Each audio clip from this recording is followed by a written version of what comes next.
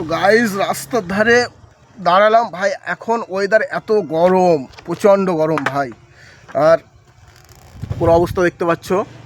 তো ভাই কালকে আমি একটা ভিডিও আপলোড করেছিলাম। তো ভিডিও অনেকদিন পর ভিডিও বানানো স্টার্ট করেছি। তো কালকে যে ভিডিওটা আপলোড করলাম দিয়ে ভাবলাম যে ভিডিওটা ভিউজ আসবে না, কিন্তু না, দেখি ভিউজ, খুব সুন্দর ভিউজ এসছে। সে আগেকার মতো 10টা-12টা একই ভিউজ।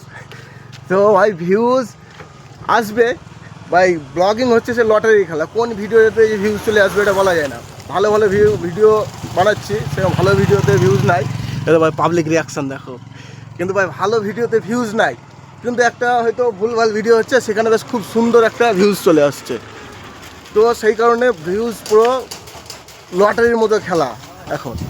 এ তো ভাই তোমাদেরকে রাস্তাটার ব্যাকগ্রাউন্ড দেখায়, দেখো। এটা হচ্ছে 5 গ্রাম টু পলসন্ডা।